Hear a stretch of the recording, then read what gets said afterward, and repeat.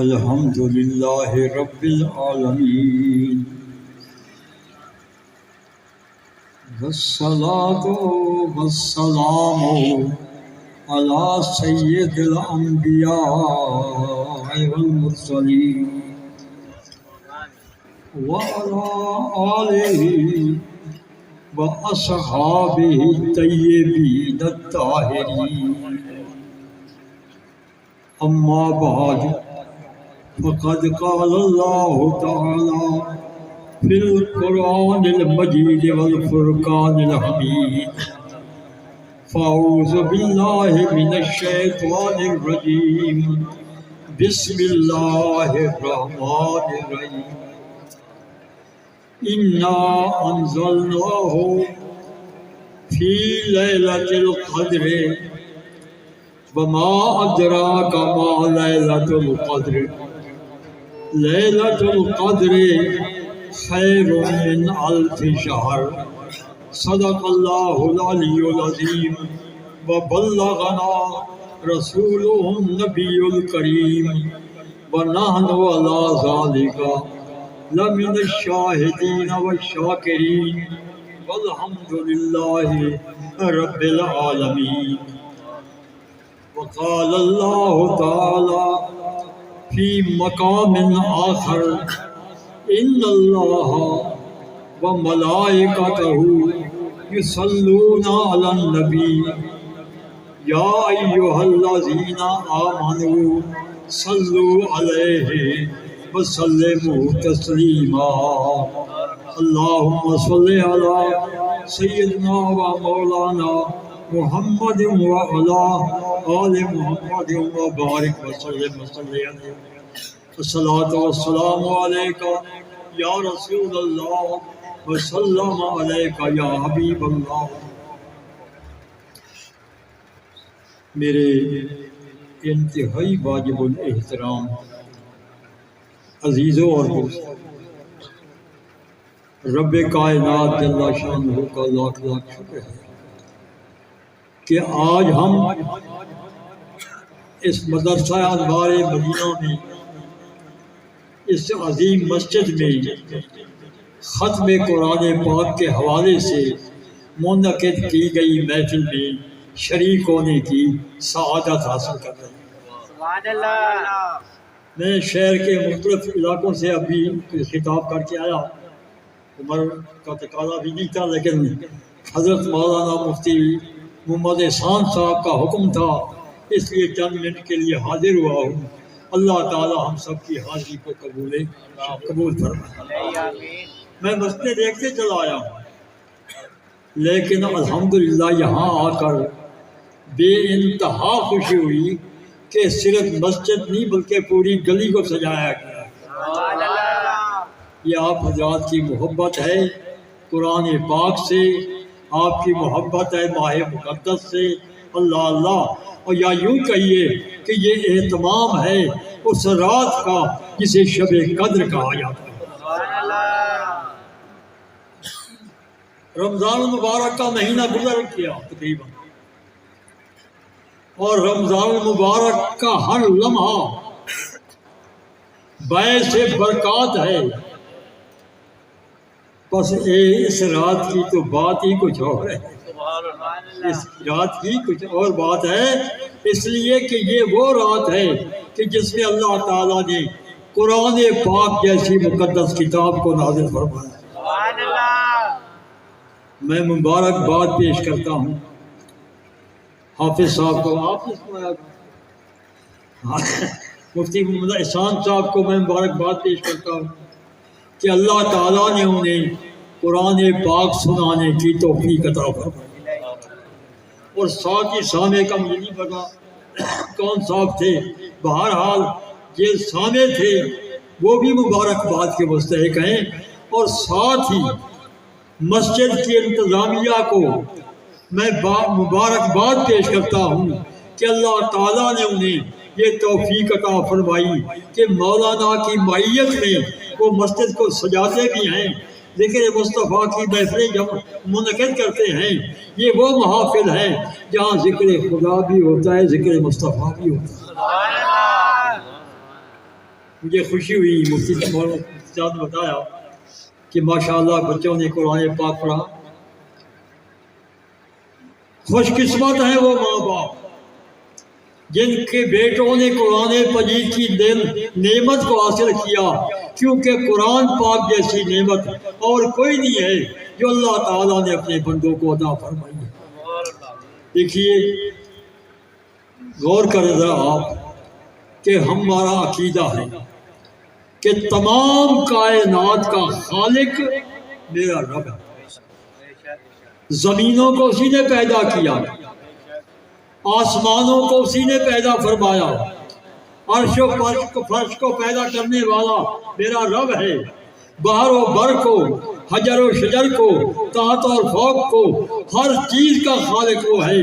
لیکن اس کا ہم پر بڑا احسان ہے کہ اللہ تعالیٰ نے ہمیں انسان بنا دیا. ہر چیز کا خالق ہے. جانور اس نے پیدا کی ہیں، جنات اس نے پیدا کی ہیں، حیوانات، لیکن ان تمام میں آپ کو اللہ نے شرف عطا کیا ہے کہ اشرف المخلوقات بنایا. اور پھر یہ کہ اشرف المخلوقات بھی بنایا اور دولت ایمان بھی عطا فرمایا. ایمان کی دولت بھی دی، یا یوں کہیے کہ رب کائنات نے ہمیں ایمان بھی دیا اور ماہ رمضان بھی دیا اور ہدایت کی صورت میں قرآن بھی دیا. لیکن دکھ کی بات ہے، جیسے مولانا ارجلی بتا رہے تھے کہ ہم نے قرآن پر عمل کرنا چھوڑ دیا. اگر ہم قرآن پاک پر عمل کرتے تو یقین مانیے آج دنیا کے یہ حالات نہ ہوتے جو آج. یہ کب نازل ہوا قرآن؟ اللہ اکبر. قرآن کہہ رہا ہے اِنَّا أَنزَلْنَاهُ فِي لَيْلَةِ الْقَدْرِ، ہم نے قرآن مجید کو شب قدر میں اتارا. آج کی رات کیا ہے؟ شب قدر. اکثر روایات کے مطابق بعد نے 23 25 کے ایسی باتیں کی ہیں، لیکن جو دلائل ہیں، ادلہ ہیں، ان کے مطابق آج کی رات شب قدر ہے. علامہ قرطبی رحمۃ اللہ علیہ فرماتے ہیں کہ اللہ تعالیٰ نے اس رات کو شب قدر کیوں کہا ہے؟ لأن اللہ تعالیٰ انزل کتابا ذا قدر علی رسول ذی قدر وعلی امت ذی قدر. کیوں جب قرآن نازل ہوا ہے تو اللہ تعالیٰ نے ایسے پیغمبر پر نازل کیا ہے کہ ان جیسا کوئی رسول ہے ہی نہیں. پھر اللہ تعالیٰ نے ایسی کتاب نازل کی ہے جیسی کتاب کسی اور کو دی ہی نہیں گئی، اور ایسی امت کو دی ہے جو کملی والے آقا کا کلمہ پڑھتی ہے، عظمت مصطفیٰ کے ترانے گاتی ہے، سرکار کی شان بیان کرتی ہے. اللہ تعالیٰ نے قرآن بھی عطا فرمایا تو ان کو عطا فرمایا. دیکھیے ایک بات عرض کرتا ہوں، کتابیں آسمانوں سے اور بھی نازل ہوئی. مجھے احساس ہے کہ آپ لوگ تھک چکے ہوں گے، کافی رات ہو گئی ہے، لیکن میں بھی کئی جگہ سے خطاب کر کے آیا ہوں. میرا آپ سے بھی کوئی مشکل حالت نظر آتی ہے، لیکن بہرحال حاضر ہوں. دیکھیے اللہ تعالیٰ نے آسمان سے اور بھی کتابیں نازل فرمائی. حضرت داؤد علیہ السلام پر زبور نازل ہوئی، حضرت موسیٰ علیہ السلام پر تورات نازل ہوئی، حضرت عیسیٰ علیہ السلام پر انجیل نازل ہوئی، اور کملی والے آقا پر قرآن نازل ہوئی. وہ کتابیں بھی محترم، وہ کتابیں، ہم کتابوں پر ایمان ہے ہمارا. آمنت باللہ ہے کہتے ہیں تو ساتھ ہی ساتھ ان کتابوں کا اور بھی ذکر ہوتا ہے کہ ان کتابوں پر بھی ہماری نظر ہوتی ہے، ان کتابوں پر ہمارا ایمان ہے جیسے نازل ہوئی تھی. اب تغیر تبدل ہو جائے اور بات ہے، لیکن جیسے اللہ تعالیٰ نے تورات کو نازل کیا تھا اس پر ہمارا ایمان ہے، جس طرح اللہ تعالیٰ نے انجیل کو نازل کیا ہے اس پر ہمارا ایمان ہے، اور جس طرح تورات کو نازل کیا ہے اس پر بھی ہمارا ایمان ہے. اب یہاں ایک بات مجھے یاد آ گئی حضرت موسیٰ علیہ السلام کے حوالے سے کہ اللہ تعالیٰ نے تورات کا فرمایا.